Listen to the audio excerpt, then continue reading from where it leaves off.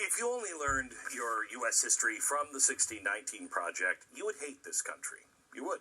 You'd get the impression that America practically was just invented on slavery, and we invented slavery and the slave trade. It was just us.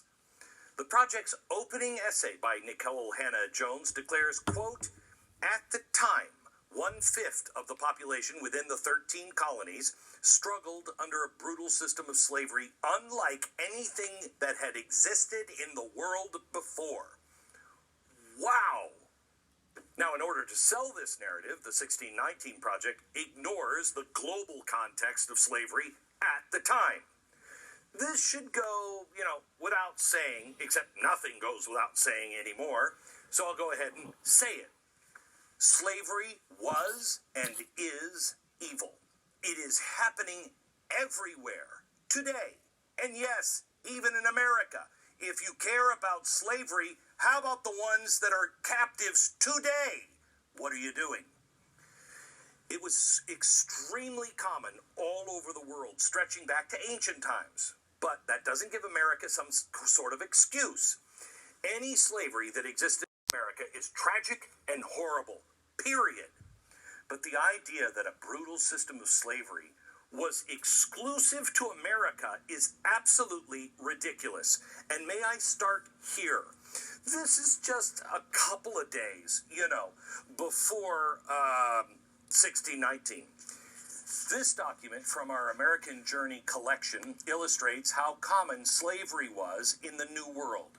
It even dedicates, it is written decades prior to 1619. This is a Spanish royal decree from 1579, forcing Indian slaves in Peru to work in gold mines. I thought we invented it. Now again, this doesn't minimize the tragedy of black slavery in America, but the reality of the time is that slave ownership was not exclusively a white European thing either. An estimated 20 to 40% of American native cultures were enslaved before the first contact with Europeans. That puts them on par with the slave empires of ancient Greeks, Romans, and yes, even the Confederate South. Carter Woodson, this guy is absolutely an American hero. He is considered by many, like me, the father of black history. He studied the 1830 census data and found that among free blacks, they were free, who were eligible to own slaves, 16% owned black slaves. He found an even higher percentage in certain states. How about South Carolina? If you were a free black, 43% of them owned a black slave or slaves. South Carolina, 40%, Louisiana, 26% in Mississippi, 25% in Alabama, 20% in Georgia. I thought this was a white on black crime. This is a human malady. Again, not to minimize slavery, but to put it into context. I'm not reimagining anything. This is black and white proof. Now they show how diverse things were, even in America. It's not the sleek narrative of the 1619 Project. Bad guy, good guy. Another inconvenient context is that 1619 leaves out how common white slavery was throughout world history, including during American colonial times.